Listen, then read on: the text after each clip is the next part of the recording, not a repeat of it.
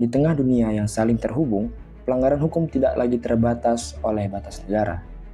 Justru, semakin banyak kasus yang melibatkan jaringan lintas negara, baik dalam bentuk pencucian uang, cybercrime, kejahatan finansial, maupun kriminalitas korporasi. Baik, perkenalkan nama saya Trian Saksema Putra dengan NPM 2412011464, mahasiswa hukum Universitas Lampung. Secara sederhana, hubungan internasional adalah seperangkat aturan yang mengatur hubungan dan tanggung jawab antara negara-negara, organisasi internasional, bahkan individu dalam konteks global.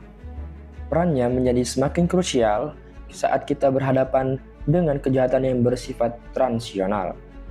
Film The Accountant menggambarkan hal ini dengan cukup jelas.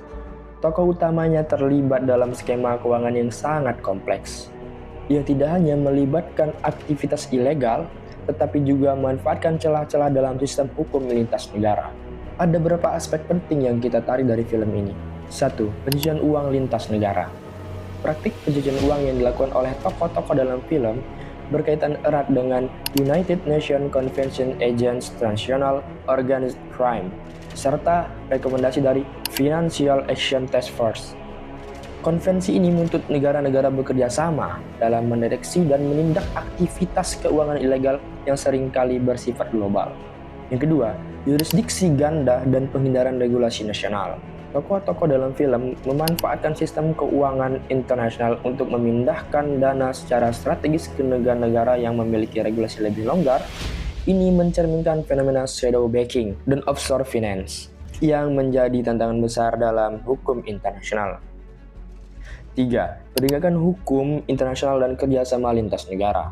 Untuk menindak kejahatan seperti ini, diperlukan kolaborasi internasional yang kuat, termasuk melalui mekanisme Interpol, perjanjian ekstradisi bilateral, dan mutual legal assistance treaties yang memungkinkan bukti dan pelaku dikirim dari satu negara ke negara lain. Saya melihat film ini mencerminkan realitas kontemporer. Hukum nasional saja tidak cukup untuk menangani kejahatan global.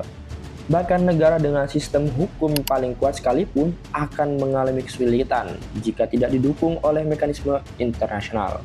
Oleh karena itu, ada beberapa poin yang mesti didukung untuk masa mendatang.